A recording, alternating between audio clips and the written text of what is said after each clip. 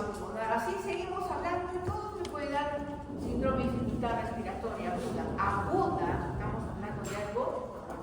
Y alguien me podrá decir, doctora, pero el tumor no es agudo. Sí, pero el efecto de masa está haciendo que haya una patología aguda. Entonces, va a haber una lesión capilar alveolar. Hemos visto ahorita, ¿no?, el día de ayer en la estructura del alveolo. Entonces, va a haber una lesión capilar alveolar difusa. Y por lo tanto, si hay lesión capilar alveolar, va a haber salida, no hacia el intersticio y nos va a dar edema pulmonar grave. Pero no especifica que es no cardiogénico, porque ustedes ya saben la diferencia entre un edema de origen cardíaco y la diferencia de un edema de origen renal. Lo saben, si no lo saben los estudiantes, no se comprendan después que les venga preguntas bien. Entonces, ¿cuáles son las probables causas de este síndrome de dificultad respiratoria aguda? Infecciones. La principal es la neumonía. ¿Cuál es la principal causa de la neumonía? ¿Quién es el malocito? El estreptococo. Pero hay otro peor que eso. Porque el estreptococo no lo tenemos tanto intrahospitalario. Hay cuatro, la pseudomonas. Y que tiene muchos lados. Esa es bien malocita, bien. Entonces, luego las enfisemias. Estamos hablando de pacientes con sepsis, pacientes que estén lúcidos. No hay nadie que esté con sepsis y no esté lúcido.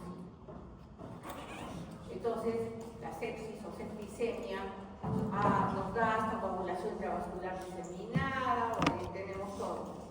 Está inmunodeprimido el paciente por la bomba de antibióticos que les da, por lo tanto puede adquirir alguna micosis, etcétera.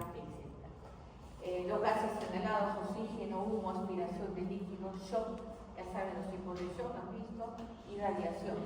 Hemos visto nosotros en emergencia el efecto por radiación, ¿no?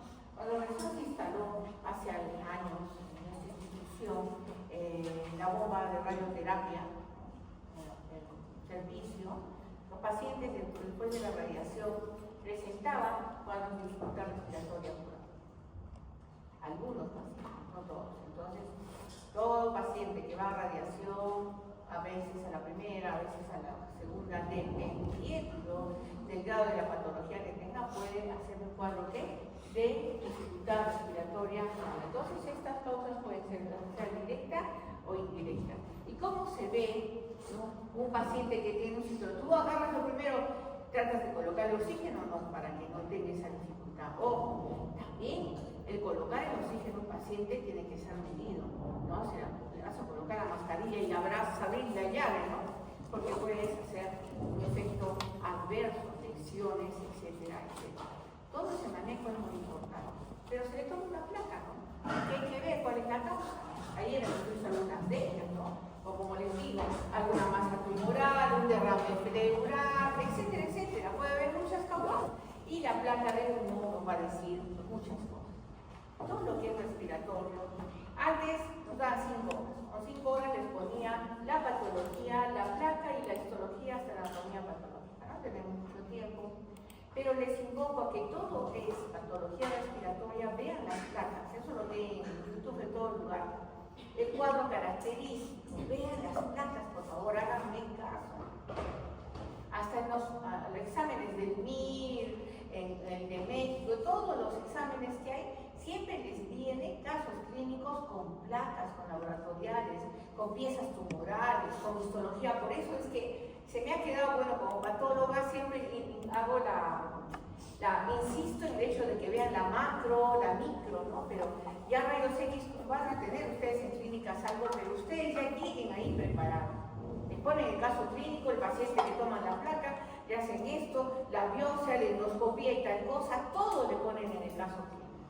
Y ustedes tienen frente ese caso clínico que responder como 10 hasta 15 preguntas, ¿no? ¿Usted qué examen le pediría? ¿Usted qué tal cosa le haría? Después de eso, pues, todo es continuidad. Así son los exámenes que dan en el extranjero. Entonces, vean las placas, son casi patognomónicas las placas. Así es que revísenlas, ese es mi mejor consejo. Entonces vamos a ver la patogenia de esta síndrome de dificultad respiratoria. Hablamos de una fase aguda.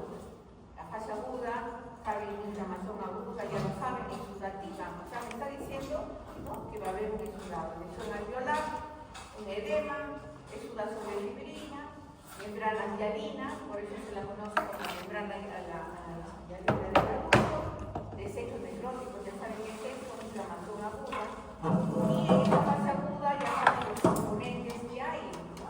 En la fase proliferativa va a haber fibrosis intersticial, proliferación de los neumocitos tipo 2, infecciones bacterianas y finalmente en la fase organizativa de reparación.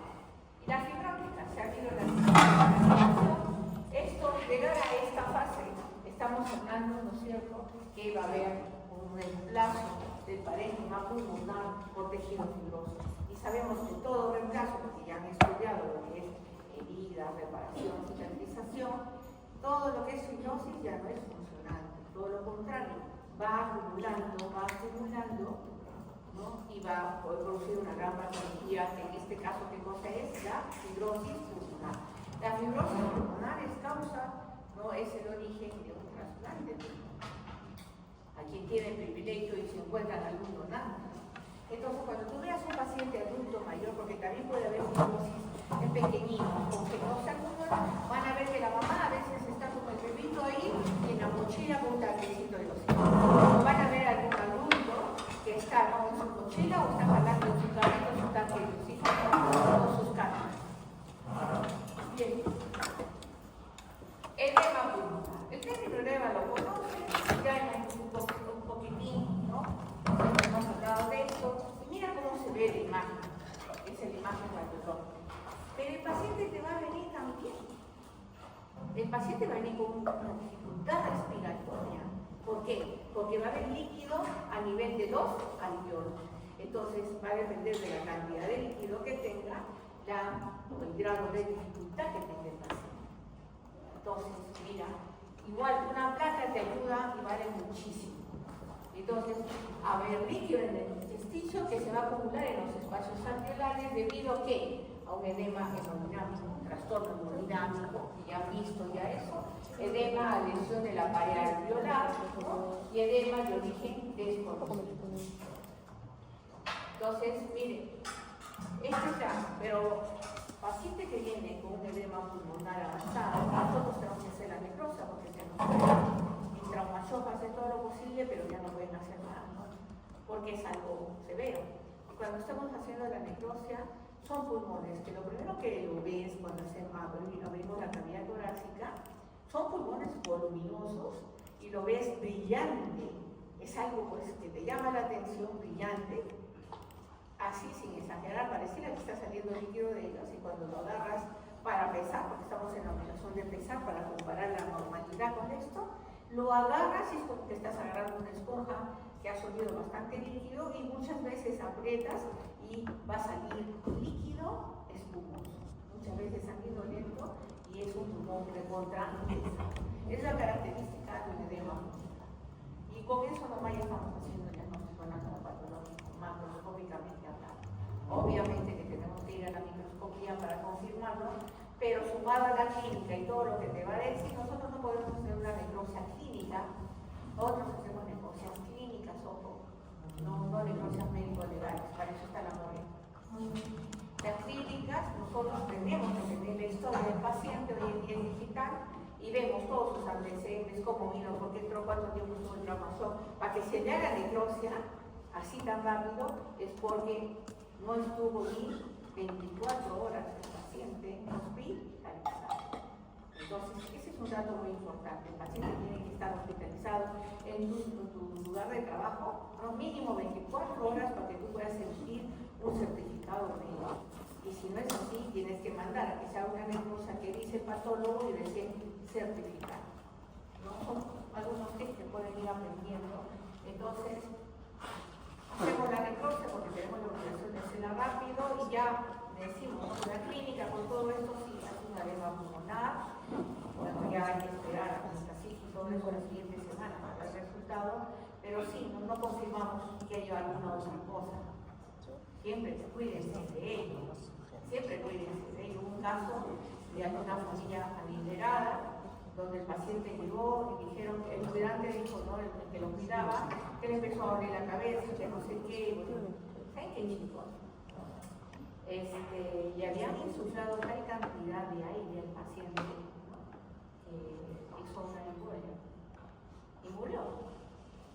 Pero no le encontraron nada, pensaban que era solo un infarto y una persona mayor, y nosotros cuando abrimos encontramos eso al toque, llamamos a la fiscalía y se lo llevaron todo así a la morgue, porque nosotros no tenemos para hacer toxicológico ni nada, y un informe médico legal, porque se sospecha de algo que no está dentro de lo fisiológico, ¿no? Y si han visto esa imagen en el cerebro, ¿no? Era así, parecía unas vías ahí, bueno, finalmente no sé cómo terminaría eso, porque uno de los hijos lo tenía cuidado, los otros vivían en el extranjero, pero por medio había un montón de dinero detrás de él, ¿no? ¿Qué tengo que hacer? Es una familia. Bueno, estamos en un ambiente, creo que han matado ayer, antes de ayer, acá por el hospital de Yanaguara, ¿no? Yo recién me entero por justo ahí cuando vengo de Colorado, no lo sé. Trato de no intoxicarme con las noticias de acá. Todo esto. Miren esta imagen, no de un edema pulmonar. Es muy importante. ¿Qué me está diciendo? ¿Qué líquido se ve? ¿De qué color se ve el líquido? Blanco o negro. Chicos, eso es lo primero que tienen que ver. ¿Qué se ve? ¿Cómo se ve el aire? ¿Negro? ¿Cómo se ve el líquido? ¿De qué color? Si no, no van a poder hacer la diferencia. Vamos a ver las etapas de este edema pulmonar. Primero va a haber acúmulo de líquido. Esto es fisiología, fisiopatología, no hay más. Aumento de líquido filtrado que puede ser eliminado, ¿no? Drenado por la linfa. No hay aumento de volumen intersticial. Congestión vascular, ya sabes que eso aumenta la capacidad de difusión del CO2. Broncoconstricción y disminuye la distensibilidad pulmonar, obviamente. Clínica, línea de esfuerzo, estertores basales, no hay hipoxemia ni alteraciones del ácido base en la primera etapa, ¿no? Vamos a ver a nivel de la placa de tórax, presión capilar, redistribución cefálica del cuerpo. Bueno, esa es la interpretación de la placa.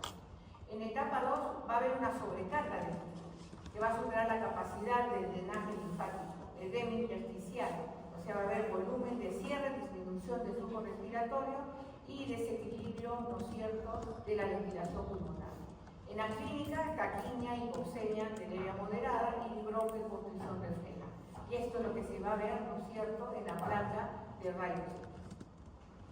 En etapa 3 ya va a haber un líquido infiltrado, ruptura de uniones alveolo-capilares, o sea, se han unido ahí todo eso, se sale a nivel de los alveolos, lo que está circulando en los capilares, y entonces cuando los pacientes fallecen por un edema pulmonar es porque ya tienen este tipo de etapa. Nosotros tenemos que hacer esa situación. Un edema alveolar, acampamiento aéreo, incrementa resistencias vasculares, volúmenes pulmonares disminuidos, disminuye la distensibilidad, hipoxemia por cortocircuito, o sea, por la ruptura, la unión del alveolo y del capilar, y en la clínica va a haber la famosa expectoración asalmonada.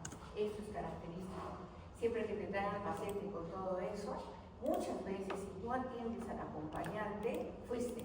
Son datos importantes, porque generalmente el paciente, la esposa o algún familiar que estuvo con él, te trae su pañuelito o algo, te dice, está escupiendo así. Y es un esputo, el color está salmonado. Cuando le echas una gota de rojo y se diluye un poco, ¿no?, el salmón, algo así, por eso tiene ese color. Y te está diciendo mucho el paciente o el familiar del paciente, ¿no?, con ese dato, te está dando el grave severidad de ese edema pulmonar. ¿Okay? Bien, entramos a otra patología que es muy importante, el enfisema. ¿No? Y cuando yo escucho el término enfisema, viene a mi cabeza fumador tronco. Así de simple. O sea, que tú hagas un enfisema, así de es. Pero los fumadores con el tiempo van a hacer ese tipo de patologías. El fumador con el tiempo va a ser un cáncer de la laringe, de la droga, o si no, un cáncer pulmonar. Pero lo más triste del fumador es que si es un activo que vive con su familia o la esposa, probablemente la esposa o alguien que esté directamente en contacto con él, haga un cáncer de pulmón más rápidamente que el mismo fumador, porque ya se ha visto la incidencia del cáncer pulmonar, más son los pasivos que los activos. Por eso algunas veces les digo, siempre les voy a decir a ustedes y a todos los que pasan, ¿no? Yo llevo una anécdota de decir, fumar te da cáncer, perfecto, eso dice creo en las cajetillas, Pero ¿qué haría? Que se traguen el humo a los fumadores. Tienes prohibido botar eso. Así es que quieres morir, muérete tú, no que están alrededor. A ver, trágame el humo. Entonces, un poco cruel sí, pero más cruel es que tu falta de conciencia, ¿no?, haga daño a un ser querido, más cercano a ti. Que se muera tu esposa, que se muera tu madre o tu padre, por tu culpa, por tu inconsciencia, no sé cómo quedarán las cosas ahí, ¿no? Pero esto es lo que suele suceder. Lo que más le puede dar rápido antes de tu caso pulmonar es un cáncer a nivel orofaringe. Entonces, al hablar de enfisema me trae esa información, es muy importante, ¿no? Es un aumento anormal, eso debe quedar claro. Y permanente, esa es otra cosa que debe dar claro. Cuando hemos visto atelestasia, hemos visto el porqué y que había dos formas que son reversibles y la otra ya no. Al hablar de enfisema hablamos de un aumento normal permanente del tamaño de los espacios aéreos distales a los bronquiolos terminales, con destrucción. Por eso es permanente. ¿De qué? De las paredes alveolares, ¿no? Y también va a haber fibrosis encima. Ese es el concepto de un enfisema. ¿Cómo lo clasificamos? Centroacinar, por la forma histológica como lo vemos, la morfología a nivel donde se da. Por eso es que se clasifica, pero el concepto está acá, listo, no va a cambiar mucho. Entonces hablamos de la clasificación centroacinar, panacinar, acinar distal o parasectal. Esta centroacinar, miren, hay destrucción y dilatación de las partes centrales de la unidad respiratoria. ¿Listo? Afecta lóbulos superiores y vértices. Esto que estoy haciendo es la distinción que ayuda a estudiar, porque casi siempre hay una pregunta de este tipo, casi siempre, el tipo de enfisema centroacinar, dónde afecta y cómo lo puedes ubicar. Entonces, por eso, en función de ello, se les pone la razón. Principalmente en los fumadores está asociado ¿qué? A bronquitis. El panacinar destruye uniforme hay una destrucción uniforme y hay dilatación de los acinos. Predominio donde los nódulos basales. Mira acá la diferencia. Y hay que, en este caso, deficiencia de la alfa-1 antihistamina. Acinar distal o parasectal afecta a acinos distales. ¿Listo? Cerca de la pleura adyacente a fibrosis o cicatrices. Y es lesión subyacente en neumotórax espontáneo. Entonces ahí tiene el esquema que le puedes acordar, pero si tú estudias y haces tu resumen, bienvenido sea. Y la patogenia que va a haber acá, si te dice que es aumento anormal permanente de destrucción, entonces acá hay destrucción parenquimatosa por las proteasas cuando están reducidos los inhibidores de las proteasas. Entonces, esta es la imagen de lo que ahorita acabamos de hablar de los tipos de enfisema. Centroacinar, aquí está la ubicación, panacinar, ¿no? Y acinar distal o parasectal, ¿no? Acá tiene. Ruptura, no se olviden de eso. ¿Cuál es la patología del enfisema? Nuevamente, se le pone un cigarrillo ahí para que no se olvide el humo del tabaco.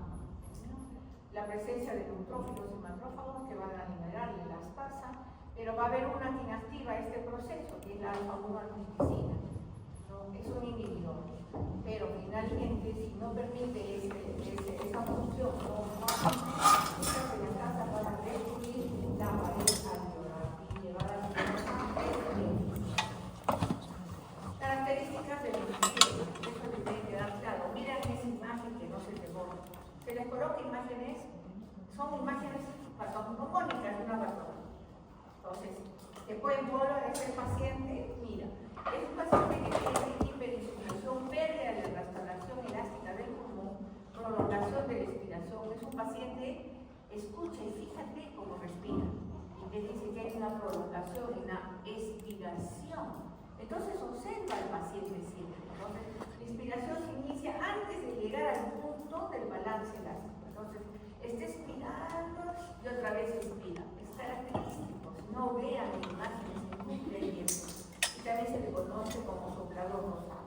Entonces, este paciente es astérico, disneico, poca alteración de los gases, no hay cianosis, fíjate, el tórax entornel, expiración por labios fruncidos, por eso es un soplador rosado, así se le conoce, característico de un paciente enfisema. En cuanto a la patología, nosotros que vamos a ver disminución del flujo respiratorio, aumentos de la resistencia al flujo aéreo, alteraciones del intercambio gaseoso, alteraciones de la mecánica ventilatoria y alteraciones en la respuesta al ejercicio. Bien, ahora entramos en otra patología. Chicos, alguien va a decir, yo tengo esto, es crónico, yo tengo bronquitis crónica, te va a decir el paciente, porque según él deduce que todos los años en la época de invierno siempre le viene eso. O cuando esté en algunos lugares donde hace frío, siempre le viene eso. Entonces tú le debes de preguntar, ¿quién hizo ese diagnóstico de bronquitis crónica? Alguien le debe hacer, no, pero es que es crónico, todos los años me da esto, te dice el paciente. Otros te describen, ¿no? No, eso ya... Inicialmente, ¿cómo era? Venía en la sopa que hace piernas, pero el doctor me dijo y me preguntó, el paciente muchas veces me enseña y te da cátedra, y me dijo que al siguiente año observe bien cuánto tiempo hacía eso, ¿no? Entonces, ¿y por qué? Porque mira, hablar de una bronquitis crónica te dice que hay tos. Es una tos persistente, ¿no? Con producción de esputo, otra característica. No es tos seca, es tos persistente con producción de esputo, otra característica. Dice al menos 3 meses, en 2 años consecutivos. Eso es los requisitos para que tú puedas hablar qué cosa de una bronquitis crónica. Entonces, yo digo, tos persistente, exigente, ¿no? Con expectoración, con producción de esputo, al menos 3 veces continuos, en 2 años consecutivos. Uno no puede hablar de esta patología. Entonces, miren, ¿no? En la bronquitis crónica va a haber un deterioro pulmonar, va a haber metaplasia y displasia, eso nosotros lo vemos en la microscopía, va a ser coro pulmonar, y esto va de la mano con patología cardíaca, ¿no? O sea, una insuficiencia cardíaca. ¿Qué tienen acá? El bronquio está inflamado, va a haber exceso de moco, y muchas veces esta bronquitis crónica la puedes confundir con un asma, con una patología asmática. Por eso es el afán de hacer bien el diagnóstico de que es bronquitis crónica o no. Tener mucho cuidado. Al hablar de bronquitis crónica, miren, el factor principal, ¿quién es? El humo de bronquio. Son patologías que tú tienes que decirle, el señor te está esperando en la consulta o sales y lo ves y está, puede ser muy rinconcito como hacen todos los fumadores. Hoy en día he visto que muchos de los fumadores saben que están haciendo mal, primero para su salud, y lo veo por algún rinconcito que está con su cigarrito y lo botan y lo botan, ¿no? Porque así ver un fumador que está sentado, que fuma libremente, sabe que eso va contra todo. Ya hay leyes que nos protegen de nosotros, todos los que están con el vape o los que están vapeando, ¿no? No es que, ay no, esto no es cigarro, afuera igualmente, oye, no molestes. El concepto es el mismo, igual estás fregando la vida. Está mal, como no les queda claro el concepto, que ni vape ni nada. Se hace dependencia. Yo he visto jovencitas que el papá, ¿no? Agarraba así eso, la chiquita empezó a agarrar eso, se arruinó la vida de ella. Entonces, hay que tener mucho cuidado. Bronquitis crónica, fumador principal, ¿no? Entonces, ¿qué va a haber? Hipersecreción de moco, asociado a hipertrofia de las glándulas mucosas, tráquea y bronquio. Va a haber hipersecreción de moco con la secreción de histamina y la interleuquina 3.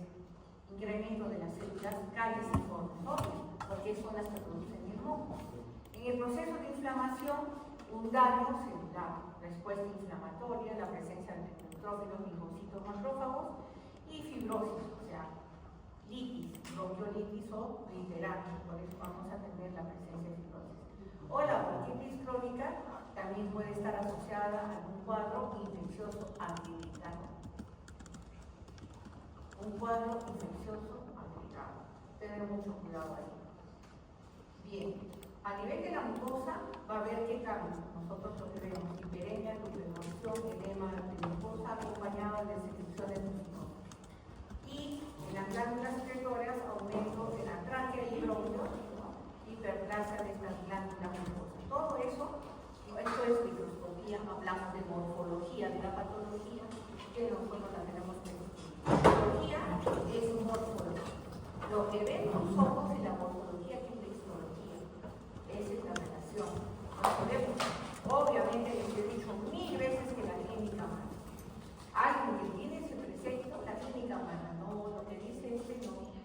está mal. No es pues lo que yo veo. Para mí es tal cosa y sigue existiendo. La clínica manda. Ese es el principio de ley de un buen médico. Agarran, mira, ya han hecho el estudio, a lo mejor la muestra no fue buena, a lo mejor no le tomaron una muestra, bien, qué sé yo, no, pero la clínica es así es que agarren y empiecen su tratamiento, sigan lo que el vino les enseña. Nunca se olviden, la clínica manda, por favor, es muy importante, es el principio de un médico. No el laboratorio, sí, pues a lo mejor reactivo no estuvo bien, hay que repetir la muestra, pero mientras tanto inicia tal cosa. El cultivo está negativo, no, pero esto es clásico, no acceso, mira la fiebre y todo eso, hay que hacerlo, cubre el inmediato con antibióticos hasta que salga todo. Tienen que tener un tiro, eso lo hace el internista. El internista tiene que ser, el internista realmente es aquel que cubre todo, deriva a cualquier especialista, pero tiene que tener un ritmo único. No, mira, ¿sabes qué? Llama a tiempo, que venga tiempo de inmediato. Ah, no, esto puede ser tal cosa, llama al gasto. Ah, no, esto es tal cosa, no, te consulto oncología. Entonces, tienen que tener esa inspiración médica para poder detectar o sospechar patrones, ¿no?, en el paciente, para que tú puedas interconsultar. Pero mientras interconsultas no vas a agarrar y decir que venga cardiología, viene el cardiólogo, te va a tomar el no, tú tienes que agarrar, señorita enfermera, por favor, tómele el ya estás viendo tú y ves ahí que no, ya interconsulta el cardiólogo. Ya hay que tal cosa, siempre no tiene ese, sale, no, ya llama al gasto, tienes principios, no vas a llamarlo porque lo tienes que llamar, ¿no? Entonces, y mientras eso le están haciendo un manejo, llega la muestra de líquido a nosotros, llega el esputo o llega pues la biopsia y estamos confirmando o estamos descartando tal o cual patología. Ese es un trabajo en equipo. Salud es trabajar en equipo, pero para saber trabajar en equipo tienes que liderar. Y si no eres un líder, fuiste. Les cuento que la vez pasada una amistad se acerca a mí y dice, mira, mi cuñado está acá y está mal. Pero nadie sabe qué tiene. Y entonces le digo, dame los datos, porque solo los médicos entonces ingresé todo y salí porque les esperaba afuera y digo, sí, está delicado, tiene que ser muy supervisado. Lo que ha dicho el paciente y todo eso. Entonces, ya cuando vi la placa, lo llamé al neumólogo y digo, doctor, mira, este paciente es así. Y dijo, doctor, ¿ha visto esa placa de ese humor? Nunca voy a olvidar a mí cuando me enseñaron, doctor, esa placa de humor es característica de los pacientes con SIDA. Y los que pillaron, y el antecedente, hay que leer. Entonces, como él tenía que ir a una interconsulta, a ver si ya es justo que haya interconsultado. Y a los 2 o 3 días que me encuentro en el pasillo, me dice, pucha, ¿qué? Me dice, ¿sabes qué? La placa sí es característica, pero no había ningún antecedente. Empecé a preguntar al familiar, saqué la información, le pedimos el VIH positivo. ¿No? Y contaron a la familia, lo que es una persona sola, muy, esto ya mayor, pero que tenía una pareja de esas que le dicen, ¿no? La familia cuando ven a él, bien movida, ¿no? Por no decir otra cosa, respeto. Entonces, el paciente ya está ahí, está delicado, no sale. Y si sale de UCI van a tener que decirle que tiene SIDA. A lo mejor regresa a UCI o se muere, ¿no? Una impresión, me dice, es una persona metódica, es una persona así, pero lamentablemente pues se enamora o qué sé yo, y ya la familia ya le decía, es una chica así, ¿cómo estás así? Que no sé qué. Y siempre lo que está alrededor miran por su beneficio, no lo hacen por molestar. Pero sucede que muchos de ustedes dicen, no te metas en mi vida, déjame en paz. ¿No es cierto? Y ahí están las consecuencias. Y sí, miren por favor el cuadro de la placa, pacientes con SIDA que hacen cuadros neumónicos, pacientes que hacen un caposi y viene a dermatología y no te dicen, porque tú no le puedes obligar, es un derecho a su privacidad. Pero hoy en día ya es público eso, ¿no? Y que viene con unas lesiones y te muestran las piernas, ve el dermatólogo que es astuto, que sabe su especialidad, te dice, señora, ve por en el tórax, el caposi, el paciente paciente con SIDA es tórax anterior y posterior en lesiones clásicas. Entonces puede tener una cara y viene por eso, ¿no? Pero él a lo mejor no se miró, pero ya le observó. Y él puede preguntarle, señor, disculpe, o entrar a la historia, porque a veces sale, pero si no sale, señor, usted tiene un problema de VIH, o algo que tiene que decir. Y algunos se le dicen, eso no es su problema, no, sí, es mi problema, porque a lo mejor es una patología relacionada. Si tengo SIDA, que no sé qué, ya saben que eso es una patología. Mandan biopsia, se hace el diagnóstico, etcétera, etcétera. Entonces tiene que ser, pero meticulosos, observadores, no solo miren, observen, pidan permiso para evaluar al paciente, pregúntenle, así se moleste, porque si no, no van a tener apoyo para llegar a un buen diagnóstico con el paciente. El objetivo de ustedes, médicos, no es darle un sintomático, es curar al paciente, dentro de sus posibilidades, darle un manejo curativo, darle calidad de vida, no un panadol, no un ibuprofeno, y ni le pregunta si tiene alguna coagulopatía o algo, alguna patología hematológica y el paciente te viene terrible en la tarde, ¿no? Sabes que no le puedes dar ese tipo de ibuprofeno ni nada al paciente así, etc. Chicos, es pues la especialidad, la carrera que están llevando es delicada. Que nunca les pase nada en el corazón, porque les va a quedar grabado para toda su vida ese mal manejo. O decir, Dios mío, ¿por qué no estudié? ¿O por qué no revisé? ¿O por qué no pregunté? Porque finalmente cuando empiezas, no es vergüenza preguntar a quien que sabe, o dile, mira, sabes que yo pienso tal cosa, tal, habla con otro y eso, así aprendes. Pero dueño de tu saber nada. Nosotros, yo que tengo cuántos años ya de médico, siempre pregunto, es increíble, siempre hay cosas nuevas que te desencajan, siempre hay cosas nuevas que no cuadra con lo que tú sabes, ¿no? Y pregunta, y no tengas miedo de preguntar más joven, porque a veces el más joven ha vivido cosas más raras, más que tú, no lo sé. ¿Por qué? Vergüenza hay que tener para robar, para mentir, para no tener valores, hacerlo mal. Entonces no tengas, siempre hay alguien, no, pero doctora, y a mí me ha pasado, doctora, yo digo, pero esto no es un cáncer.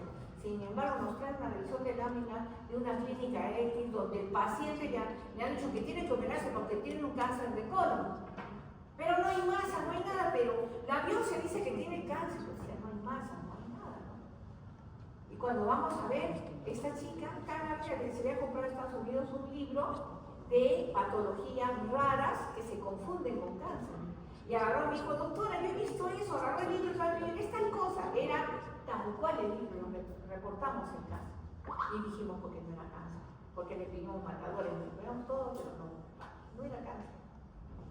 Entonces, esta jovencita, bueno, ahora es una colega en esa época, ¿no? A mí me ilustró porque yo no tenía ese libro ni sabía que existía el libro, así decimos, les digo la verdad. Entonces, sea valido, ¿no? La persona que más sabe, siempre les digo, el que más sabe es el que más devora, es el que duda, es el que se para a pensar. El atrevido es el que te dice que 2 por 2 es 4 puntos. Siempre fíjense en ese detalle. Voy a...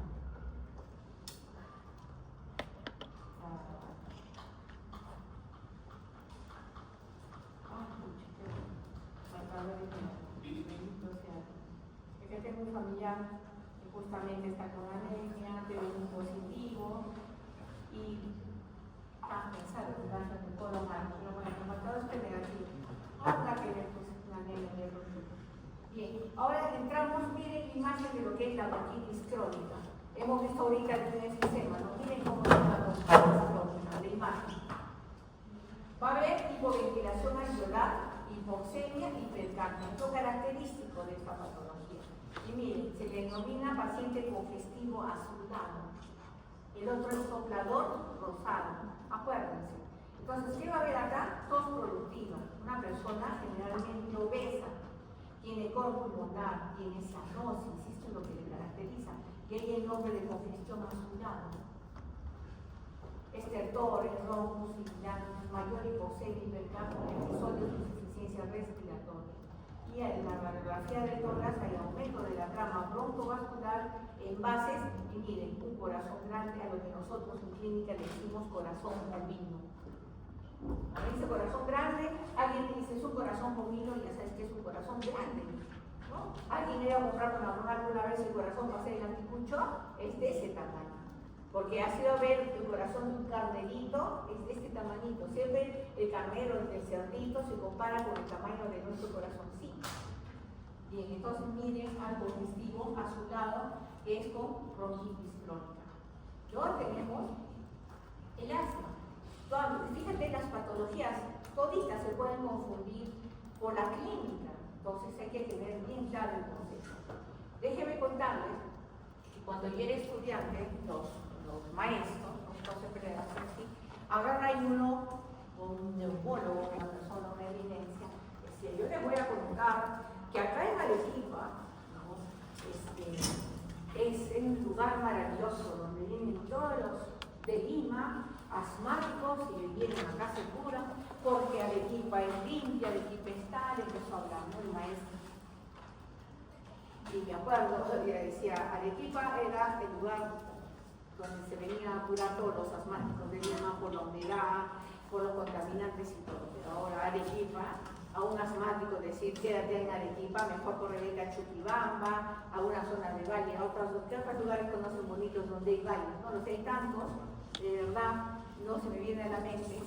En varios lugares donde hay tipo valle, donde hay siempre sol, donde no hay mucha humedad, pero Arequipa es la zona más contaminada todavía que cualquier otro del país. El parque automotor hoy en día más grande del Perú no es Lima, aunque no lo crean, es Arequipa.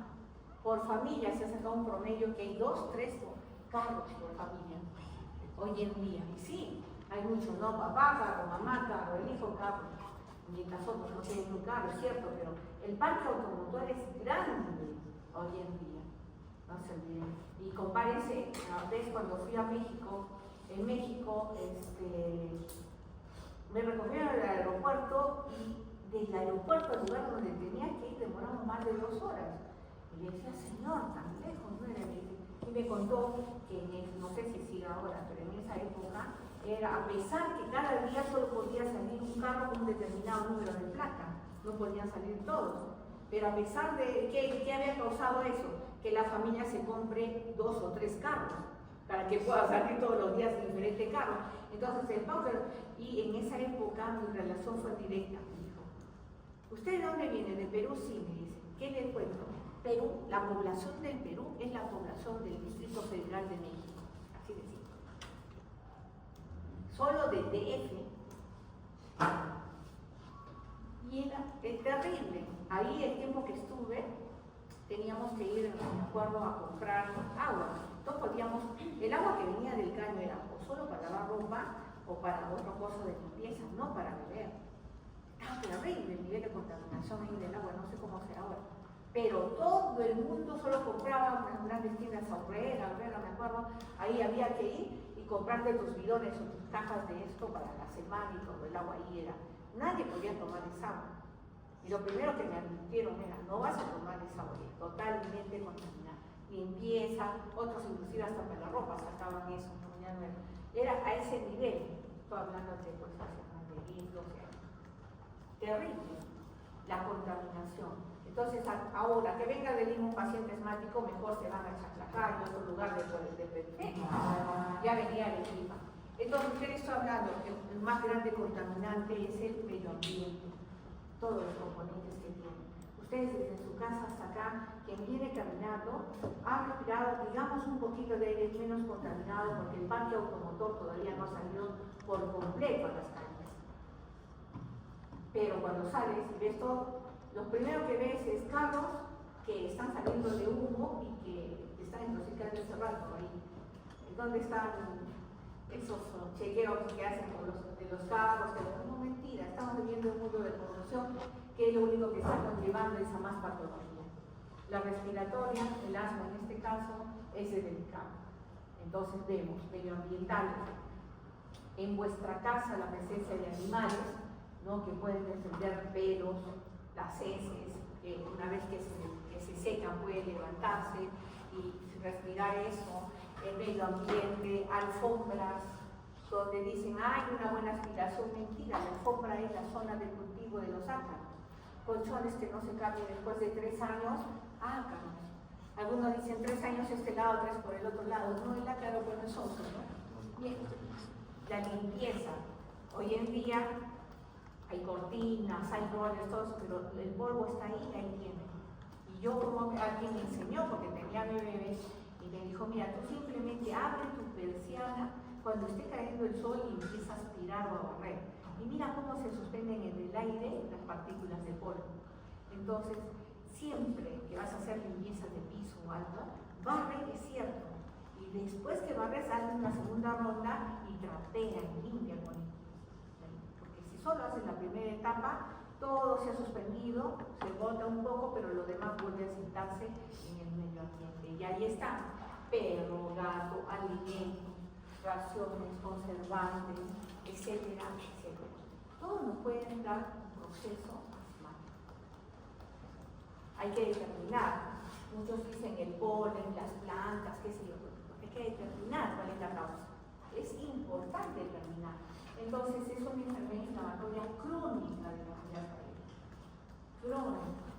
Donde va a haber que hiperreactividad bronquial y obstrucción, que es reversible, claro, pero tenemos algunos pacientes asmáticos, cuando llegan, ¿no? Por el tiempo y todo eso, el paciente que está en un estatus asmático y se nos muere. Puede suceder. Ustedes van a ver ahorita en las etapas del asma, hay que tener mucho cuidado, te dice que hay hiperreactividad bronquial. Los bronquios, ustedes saben que tienen las células, el tipo de epitelio y la secreción de moco, ¿no es cierto? ¿Qué pasa con en este caso que ingresa el ácaro o lo que sea? Te va a producir esa hiperreactividad, o sea, secreción de moco. Pero este moco no es el moco que cuando lloras o algo y lo puedes, ¿no?, limpiar, ¿no? Es un moco denso, así denso, ¿no? Y que muchas veces forma una especie de tapón un poco. Y ahí te puede dar ¿qué? La crisis asmática, etcétera, etcétera. Ese es el concepto de este asma. ¿Cuáles son los factores? Células inflamatorias, los que van a estar presentes en ello, células, elementos estructurales de la vía aérea, el epitelio bronquial, el músculo bronquial, células endoteliales, fibroblastos, terminaciones nerviosas, y las moléculas, las quimiosinas, leucodrenos, las toxinas, etcétera, etcétera. No quiere estar parado en un celular. Tienes que comprarle algo para que esté más cómodo. ¿Cuál es la patología del patología del asma?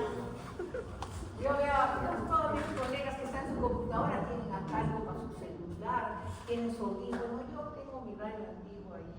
Yo mi celular está a un lado, si suena el tiempo, bueno, ya. Es que si ustedes se dan cuenta, todas esas comodidades, ¿a qué nos llevan?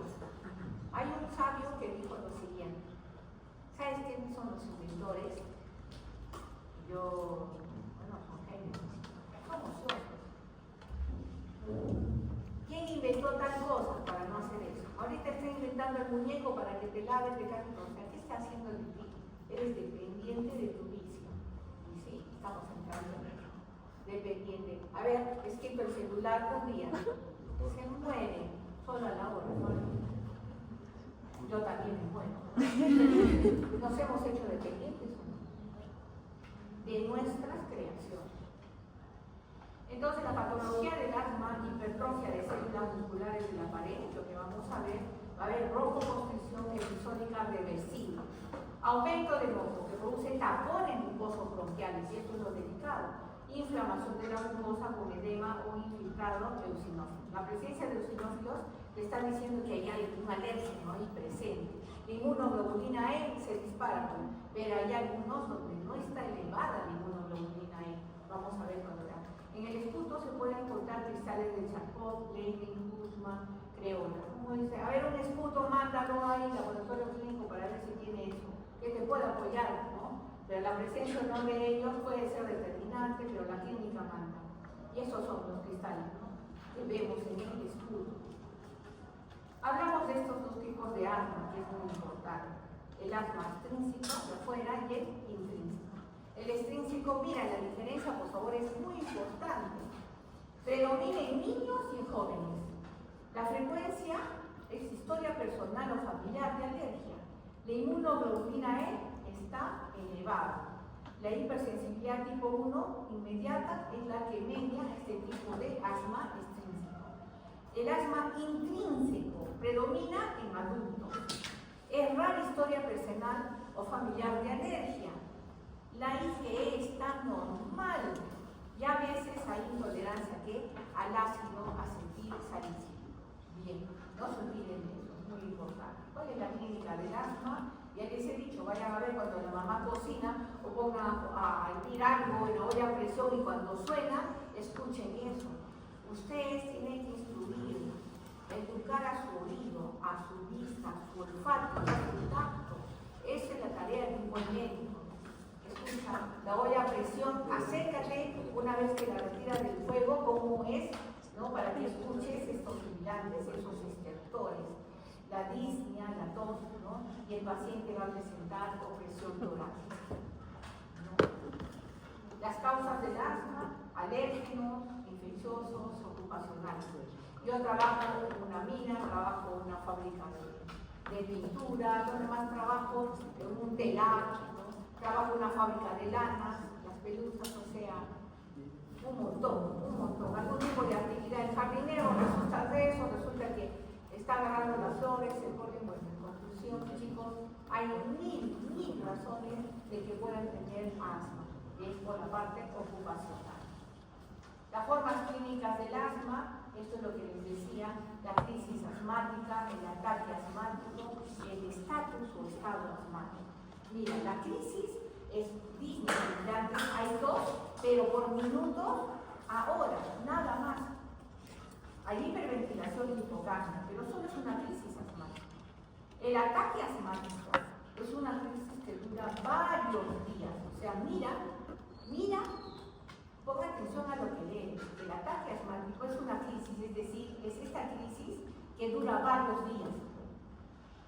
O sea, porque la crisis per se dura minutos a horas, pero el ataque asmático es una crisis que dura varios días. Le está diciendo, es algo, es esto, ¿no? Hay hipoxemia y hay hipocapnia, y hay alcalosis respiratoria. En cambio, en un estatus asmático, ¿no? Hay obstrucción respiratoria, persiste por días a semanas. Mira lo complicado que es ahí. Hay resistencia al tratamiento, hay taquipnia, hay disminución de los sibilantes, hay tiraje intercostal. ¿Alguien ha visto que es un tiraje intercostal? ¿Saben qué es un tiraje intercostal? Bien, antes a nosotros nos enseñaban, nos decían, hay tal cosa, el Ministerio de Salud, la tasa de mortalidad infantil por neumonía en los pequeñines, los recién nacidos, estaba alta. Entonces salió en la televisión que eran los signos. Si tú ves al niño tal cosa, viene tal cosa, tal, de inmediato a la mamá, levántale esto, dale la tetita al bebé. Mientras está el bebé succionando el pezón, está succionando bien ávidamente y retira su nariz de ahí porque no puede respirar. Y se pone a llorar. Y cuando llora, le levanta el polito al bebé y ven que los músculos intercostales como que jala para adentro las costillas. Eso es el tiraje intercostal. El bebé hace eso y hay el famoso tiraje intercostal. No se olviden, eso solo es como observación. No así el bebé de frente, se pone a llorar, señora, déle de lactar a su hijito. Le está dando de lactar, vas a ver eso y aprovechas y vas a ver cuando no quiere seguir succionando porque tiene la nariz tapada, se pone a llorar y en eso que llora ves cómo respira y el famoso tiraje intercostal. No se olviden, hay algunos que muy importantes, van a ser seguros y en el ser van a tener que aprender sí o sí a la fuerza si no lo estudiaste ahora. Entonces, tiraje intercostal, hiperinsuficiencia torácica, el uso de los músculos accesorios, sí. Por eso es que el niño parece, tú cuando respiras, ¿con qué respiras? ¿Con la pared abdominal o con el tórax? Ya lo sabré. ¿Alguien quién me puede asegurar cómo respiras? Primero, que es un acto reflejo. Tú no estás consciente de respirar, porque si estuvieras detrás de lo que respiras, no vives, ¿no? Es algo automático. Estás haciendo otra cosa, pero estás respirando. ¿Pero cómo respiras? Tarea. Generalmente desconectoras, digo porque no estoy muy segura, lo aprendí porque generalmente respiras en lo que entonces sería del tórax. Y cuando ya practicas otra técnica, física o un deporte como natación o un ejemplo como el caso, y empiezan a usar los más muros intercostales y a empezar a ejercitar el impacto. Así que naturalmente creo que sí. Exacto. Entonces, chicos, pero igual revisen todas las formas de respiración. ¿Y por qué es importante? Porque están asociadas a otras patologías. Y cuando tú ves acá que te está diciendo, mira, acá hay uso de los músculos accesorios, una respiración normal no hace esta cosa. Entonces tienen que ver eso, esas recomendaciones que les doy, ya no las puedo repasar, estamos con el tiempo. Entonces vamos a otra patología que es la bronquiectasis. Bien, esa es una patología, ¿cómo la puedes relacionar o cómo te puedes confundir? Acá vamos a hablar de una de ellas, con la que te podrías confundir. ¿Con qué? ¿Estuvieron atentos? No. Se dice que bronquiectasis es destrucción del tejido muscular y elástico, o sea, dilatación permanente del bronquio y bronquiolos. Enfisema, ¿cuál es la diferencia? El enfisema es a nivel alveolar y la bronquiectasis a nivel de bronquios y bronquiolos, pero hay destrucción. Es algo permanente, una lesión permanente. Pero la destrucción del bronquio y de bronquiolos, diferencia entre bronquio y bronquiolos. Diferencia entre bronquio y bronquioles, guaguas. Histología. Así es. Esa es histología. Entonces mira acá cómo se lesiona la pared, no mira la lesión y lo que va a producir acá, ¿no? Y entonces cuando está lesionado el bronquio o el bronquiolo, no va a cumplir la función que debería cumplir, y el moco que está ahí se va a encharcar, o sea, se va a estacionar. Es como tú, después de la lluvia, el agua no circula, pero se encharca, se ponen pozos donde hay espacios o cavidades donde puedan hacerlo. El moco se deposita acá. Y esta presencia de moco va a traerte ¿qué? Una sobreinfección agregada. Por lo tanto, el paciente que tiene bronquiectasis, cuando te está hablando, cuando te dice, es una cosa que cuando me sale lo que escupo, te dice el paciente, es un olor terrible, parece que me estoy pudriendo por dentro. Pues es por eso, hay una sobreinfección en esa secreción mucosa. Entonces el paciente con bronquiectasis tiene algo característico ahí. Bien, dilatación permanente de bronquios y bronquiolos. ¿No? ¿Por qué? Por destrucción del tejido muscular y elástico. Surge en conexión con procesos congénitos hereditarios, obstrucción bronquial, cuadros infecciosos y otro tipo de infecciones. Entonces, obstrucción e infección, agregado, y espero que te explicaba. La evolución clínica de esta bronquiectasis, tos intensa, constante. ¿Por qué? Porque el paciente quiere. La tos es un reflejo, ¿no es cierto?, natural. Entonces, nunca agarres y le des a tu paciente un antimucígeno. Alguien me va a decir, no, por favor, tiende a lo natural, te come bastante líquido, etcétera. ¿Por qué le vas a dar algo que va contra lo natural? Tu organismo, el reflejo de la tos es para que expectores, para que saques lo que está ahí en exceso.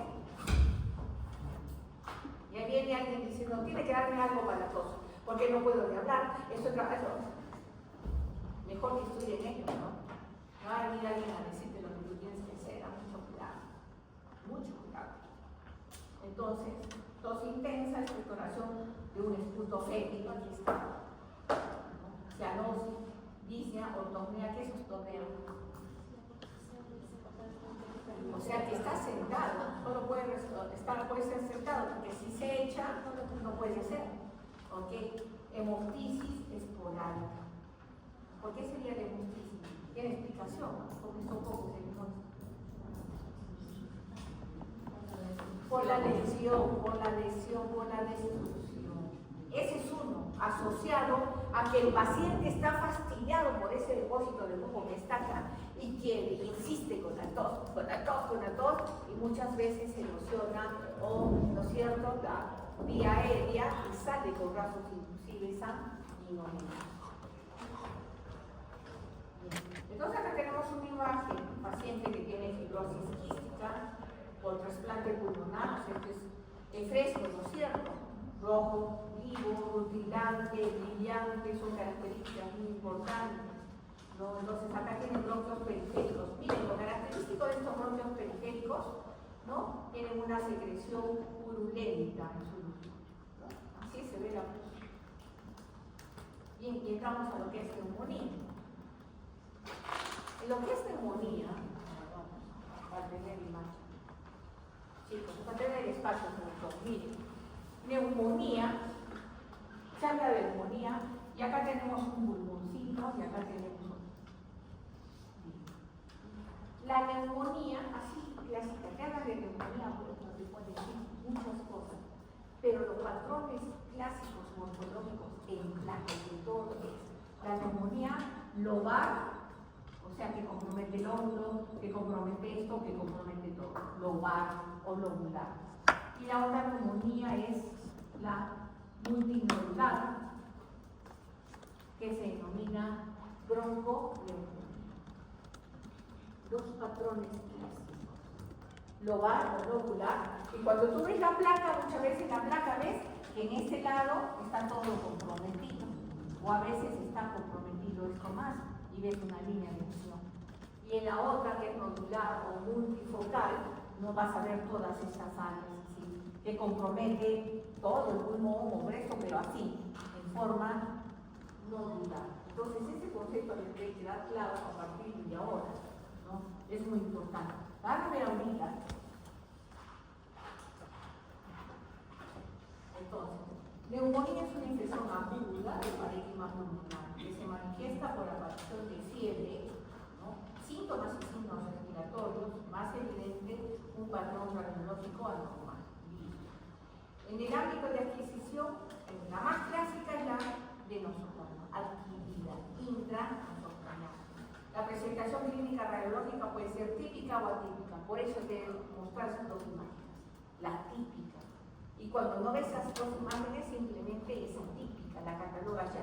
Mira, este es lobar, típica. Este es bronconeumonía, multifocal, típica. Cuando no ves esos dos patrones clásicos, es atípico, sí, así la catalogas. Y la presentación anatomopatológica, lobar, segmentaria, multifocal o bronconeumonía, que te decía, intersticial, necrotizante o la presencia de un acceso pulmonar.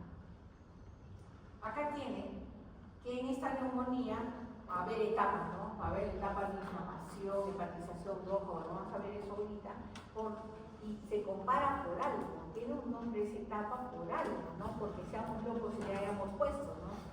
Entonces, hablamos de una inflamación, ¿no? Infecciosa, y miren acá una neumonía lobar o lobular, que puede estar asociada a una bacteremia, y esta puede ser es frecuente, puede ser en individuos, en alcohólicos, etcétera, etcétera.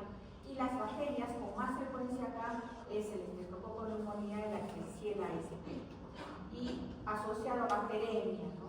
Y la etapa de consolidación. Vamos a ver todas esas etapas, pero esto es muy importante. Esta imagen ya te está diciendo, ¿no? Esta parte de acá arriba, acá, ¿quién me dice qué etapa es? Acá es. ¿Qué ven? Descríbanlo. ¿A qué se parecen? ¿Cambios de qué son? Inflamación. ¿Qué etapa de la inflamación? ¿Congestión o no? Congestión. Hay una etapa, esta parte de acá, miren la imagen a qué se les parece. ¿Con qué lo comparan? Fíjate acá. ¿A qué se parece? Siempre compara algo. Uy, esto se parece a tal cosa. Esto se parece a tal cosa. Y hay que ser observadores de ese dicho. Entonces, acá podemos ver la etapa de congestión, en la etapa de hepatización. ¿Por qué? Porque en esta etapa tú ves el pulmón que se parece a hígado, ¿no? Luego hepatización, gris, etcétera, y finalmente la de vamos a ver ahorita. Entonces, miren acá está más bonita la imagen. Miren acá, miren la neumonía lobar o lobular, ¿no? Así se ve. Y acá tenemos, mira, congestión, hepatización roja. ¿Sí o no? Miren, parece o no hígado, díganme que sí. Sí. Y ahí que son los nombres, criaturas, nadie se lo inventó. Entonces, mira, la primera fase de congestión, cuando los lóbulos afectados son pesados, rojos. Histológicamente se puede ver congestión vascular, líquido proteínico, neutrófilos dispersos y muchas bacterias en los alveolos. En la hepatización roja, el óvulo pulmonar tiene una consistencia similar a la del hígado, que lo acabamos de ver, y los espacios alveolares están totalmente llenos de neutrófilos, eritrocitos y fibrinas. En la tercera etapa, en la hepatización gris, el pulmón está seco, es gris, firme, porque los eritrocitos se han movilizado, mientras que el exudado fibrino circulativo persiste dentro de los alveolos. Y finalmente, la deconsolidación. Se producen los casos que no se complican, porque muchas veces la neumonía te puede llevar a la muerte, etc. Entonces, los exudados del interior de los alveolos son digeridos enzimáticamente y producen desechos granulares y líquidos que son reabsorbidos, ingeridos por los macrófagos, expectorados organizados por fibroblastos que crecen en los mismos. Estas son las etapas del desarrollo de una neumonía. Acá tiene una neumonía aguda, su nombre lo dice, ustedes saben que es una inflamación aguda, entonces ya sabes que es una neumonía aguda, no es nada difícil. ¿Qué tienen acá? Cualquier cantidad de neutrófilos. Acá tienen una neumonía organizada avanzada, que es inflamación crónica. Sí, y que vas a encontrar todo el componente que va con una inflamación crónica. Entonces, cosas nuevas acá no hay. Lo que tienes es que aplicar todo lo que hemos visto en patología 1 hasta la fecha. Y este es un pulmón en fresco fijado. Fresco fijado. Es fijado, el color mate, no es la sangre, bueno, es eso. Y la regla normal te dice que es una necrosis, ¿no? Entonces, mira la neumonía lobar. Mira, acá. Y en esta me hablas de hepatización, es de la famosa hepatización gris. La famosa hepatización gris. Entonces ya tienes todas las imágenes que son importantes. No les he dado descanso porque les voy a dar unos 10-15 minutos antes para que se puedan ir. ¿Listo? Entonces, acá tienen imagen macroscópica de pulmones fijados, no están en fresco. Y mira, tienes una neumonía global con hepatización gris. Y acá tienen igual, pero mira, una neumonía locular con hepatización gris. ¿No? Y miren, chicos, esta es la famosa bronconeumonía. ¿Qué les digo? ¿No? Así es. Distribución multifocal. No se olviden. Entonces, las formas de presentación de la neumonía, lobar o lobular y multifocal o nodular. Entonces, cuando es lobar, es lobular, y cuando es multifocal es una bronconeumonía. Cuando ya hay una bronconeumonía, ¿no? Ya sabes qué es la presentación morfológica de este tipo. Nadie me confunda, que no ha estado atento, que es una bronquitis crónica ni nada. Cada patología es clásica y no se olviden. Entonces, al hablar de una bronconeumonía, ¿qué es esta? Va a haber una infección en bronquios y alveolos, consolidación en parches y confluente, y va a implicar ¿qué? Lóbulos.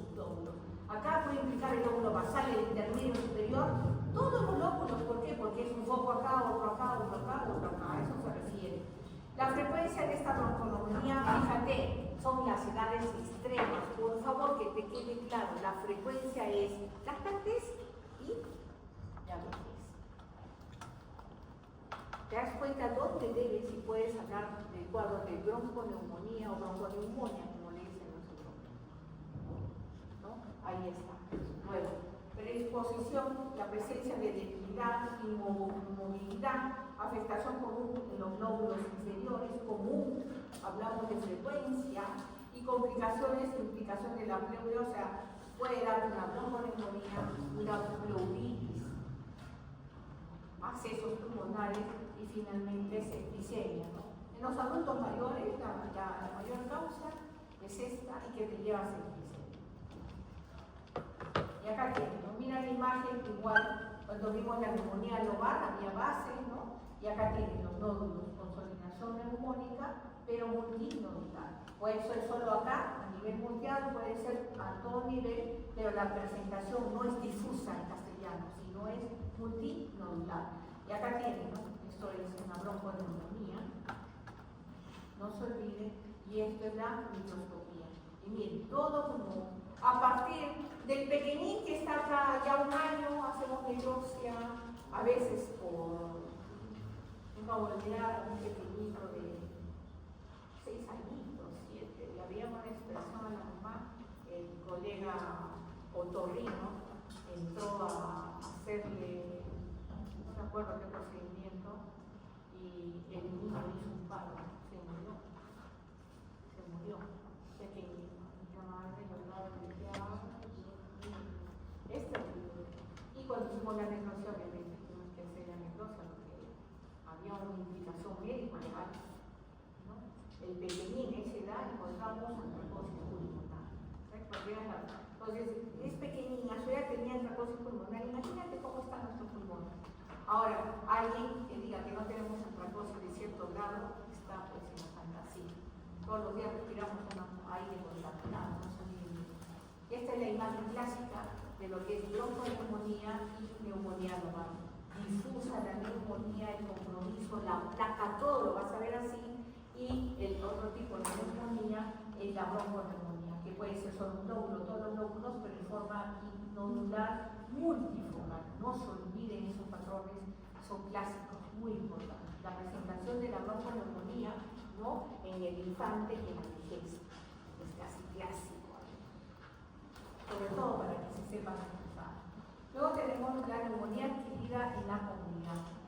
Bacterias gram positivos de un 30%, ¿quién? El estreptococo neumonía.